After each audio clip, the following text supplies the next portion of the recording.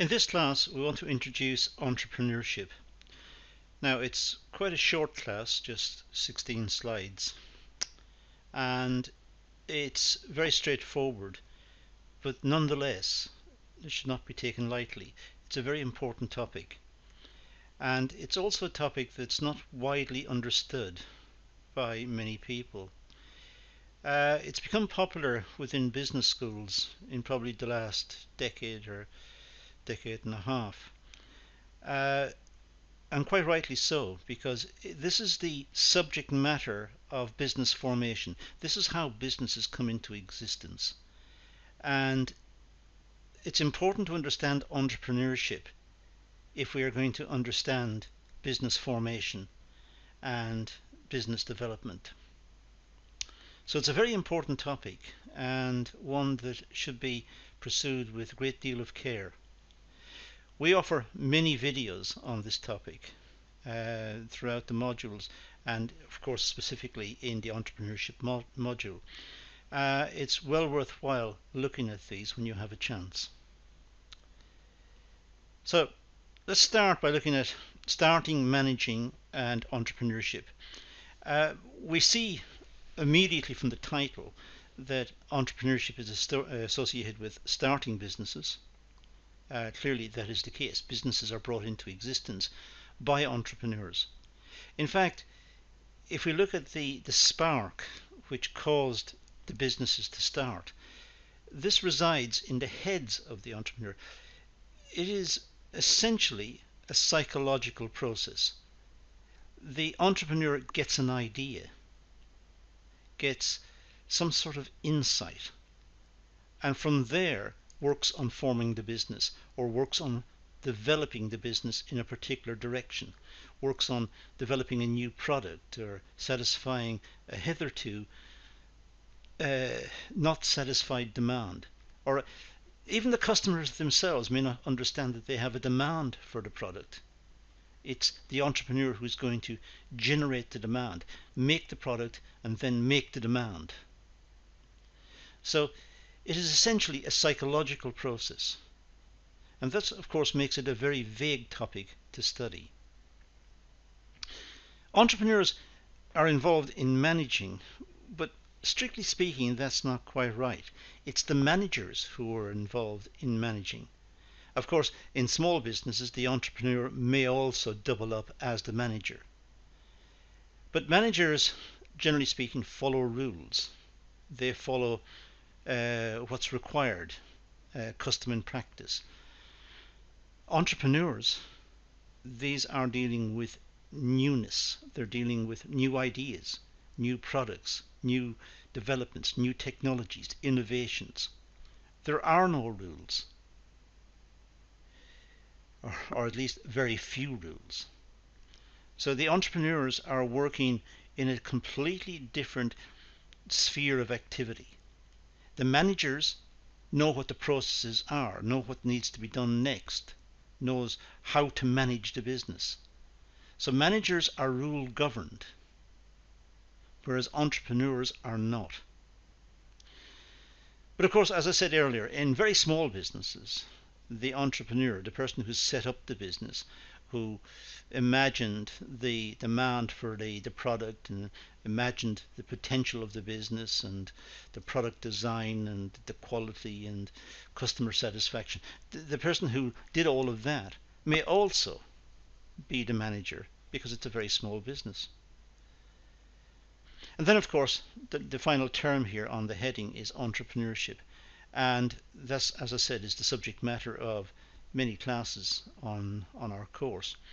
But the entrepreneur is essential for all business development. It's the entrepreneur who gives us the society in which we live. It's the entrepreneur who brings about newness, new products, new ways of working, new developments in industry, brings about new designs, innovations, changes. Without the entrepreneur, there would be the same products ad nauseum in the shops. There will be the same products, the same ways of living, the same existence for all of us. And of course, we do enjoy newness. We do enjoy having new products, and it's the entrepreneur who delivers those to us. Of course, the entrepreneur is doing this for some reason, and the reason is, generally speaking, to create a profit for him or herself, create a better life for him or herself, or perhaps more self-esteem, status within the community, whatever the motivation is. But we can see there are three parts here: starting the business and all of the problems of identifying the niche in the market and getting it started, managing the business, make sure it runs, and then the entrepreneur who is responsible, in a sense, for bringing about newness, new products, new innovations, new changes. It's the entrepreneur who takes the risks on for doing that. So that was a long talk just about the title of the slide. So let's move on to the slide itself. Well, new ideas. Here we could spend absolutely ages writing out the source of new ideas. I'm not going to do that. I'm just going to give you a few very straightforward examples. But we can imagine that ideas can come from all sorts of directions and all sorts of influences. So let's just have a look at a few very simple ones, and we can imagine many, many more. But let's just look at these. We could get new ideas from newspapers and magazines and trade journals by reading these. The entrepreneur could think, why don't they do something different? Why don't they change that and do this? And suddenly the entrepreneur's got a new idea for a new business, for a new product. It could come from a magazine, reading an article in the magazine, and suddenly the entrepreneur is inspired to do something different. Other people who have read the same article may not have the same reaction. Other people may look at the article and say, good article, very interesting, and put it away. The entrepreneur will have read it and will have thought differently about it. That's what makes entrepreneurs different from the rest of us. And of course, trade journals, maybe by looking at trade journals, the person is inspired to do something within an industry, innovate a certain process, change it around, or do something different. We also, of course, live in a society where there are many inventions and discoveries coming through all the time. Some of them very successful, perhaps some of them not so successful. But the entrepreneur, like the rest of us, is aware of what's happening and can see perhaps extensions to certain ideas that other people cannot see. They can link perhaps different ideas together, different products together, to make an entirely new product which does a certain activity which was hitherto not even thought about. So entrepreneurs can look at inventions and discoveries as they're coming through and think about how to commercialize those inventions and discoveries.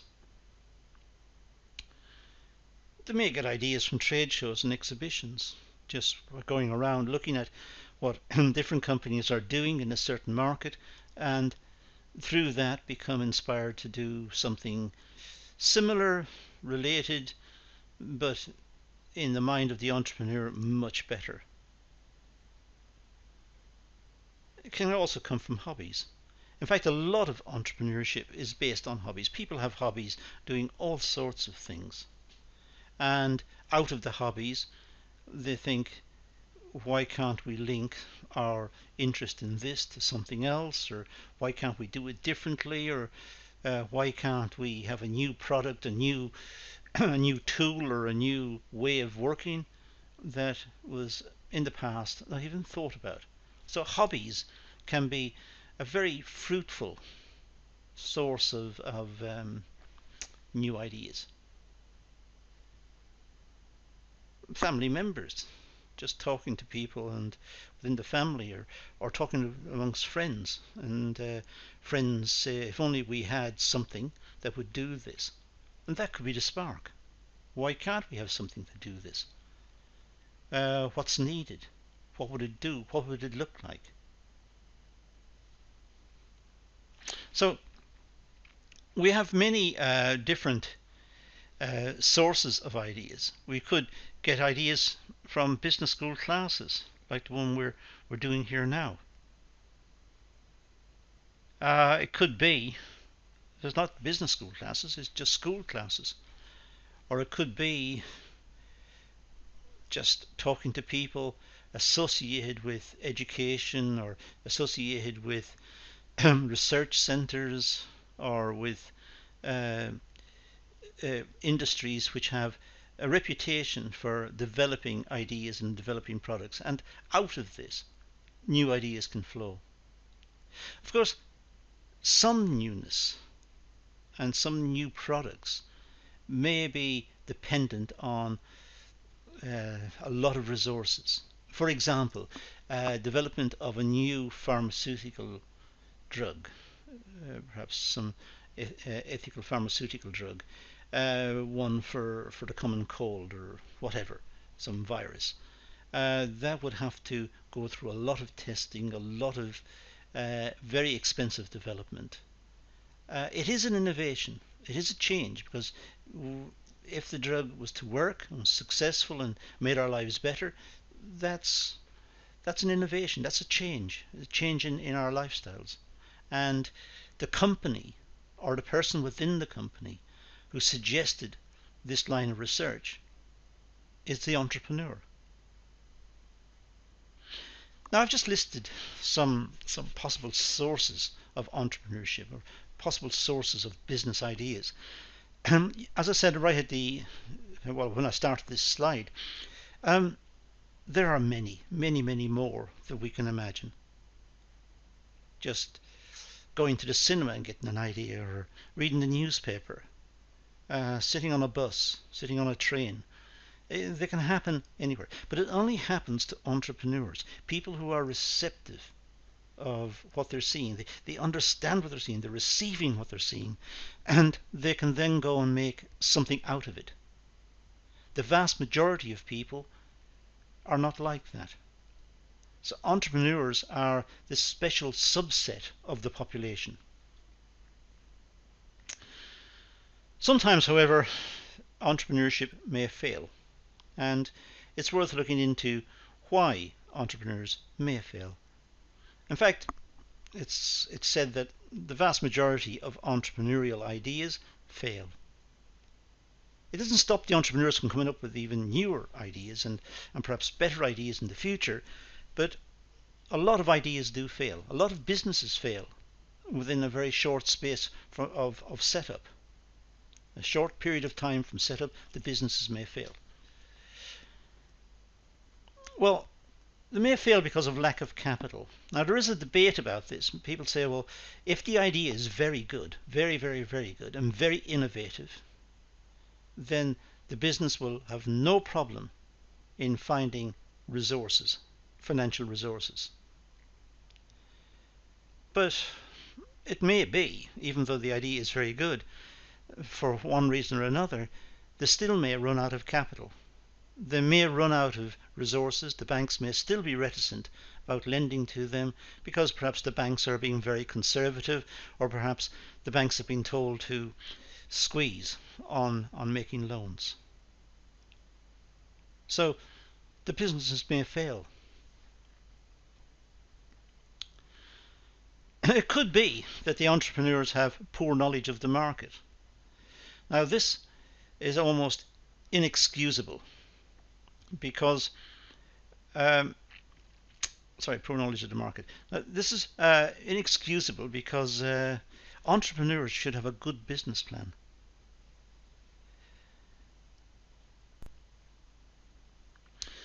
A good business plan will look at the size of the market, the demographics of the market, the spending power within the market, all of the factors which could lead to a good outcome and the ones which may militate against a good outcome. A good business plan may have a strengths, weaknesses, opportunities and threats analysis, known as a SWOT, S-W-O-T. It may look at different techniques from business literature to try and assess the market. For example, it may look at something called Porter's Five Forces, which is dealt with in other modules. So it really is almost inexcusable that a business may fail for poor knowledge of the market. Entrepreneurs should be aware that they need a good, well-researched and robust business plan.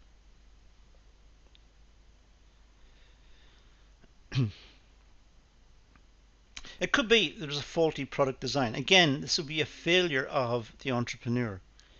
But sometimes products are developed and tested and they go through all of the phases of coming to market. And despite all of that, something is missed. Some very unusual set of circumstances arises in the future which destroys the image of the product. It could be the product is dangerous under a very specialized set of circumstances. And lo and behold, those set of circumstances arise. And the company gets a bad reputation and that's it. The company is destroyed. Sometimes companies buy in components from other companies and incorporate those extra components into their product, which is innovative. This is the new product that's coming on the market, but it encompasses, it entails the products of other producers. And it could be one of those components fails, which gets the product itself a bad reputation. Now, this has happened within the car industry. The car industry is highly complex, but it may buy in components from outside companies that do particular jobs. And if those components fail, then the car company gets a bad reputation. Because customers expect the car companies to have robust quality control. So it could be that the businesses fail for faulty product design. It may also be the case that there are human resource problems. Sometimes the companies may need very specialized personnel and they can't readily find those.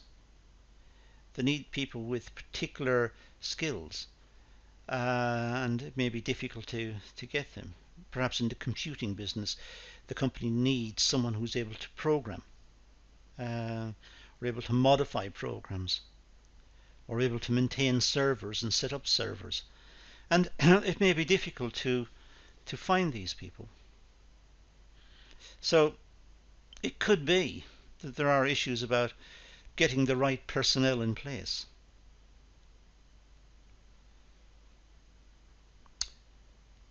Poor understanding of the competition is very similar to poor knowledge of the market. But generally speaking, because someone has a good idea, it doesn't mean that the world stops, that the competitors all go away. The competitors are going to respond to that product and they will attempt to beat it. They will attempt to bring out something even better. Of course, the entrepreneur should be aware of this right from the outset and have strategies in place to cope with this. So, in this short video, we've looked at different factors associated with entrepreneurship, why it may fail, and what are some of the factors related to entrepreneurship.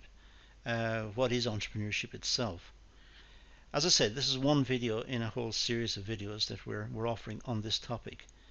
It is a very vague topic in some respects, and it's not easy to completely encapsulate in one class. There are so many parts to it. It is complex and it's not easy to research. But we do need to distinguish the entrepreneur from the manager. We do need to understand the fundamental nature of entrepreneurship, which is essentially psychological. Someone gets a good idea. The good idea is in their head. It is a psychological process. Not everyone can do it. Some people are talented in doing this. Some people may set up more than one business and be very successful. We think of Richard Branson, for example, who has many different products ranging in many different areas, from finance to trains to airplanes to the internet to holidays. But that person is almost unique. So we have this very complex concept, which is very important to us because this is what gives us change and progress and development in our society. So we're going to introduce some more classes in the topic, and please, if you have a chance, look over those. But that's all we're going to deal with in this one, so let's leave it at that and say thank you for watching.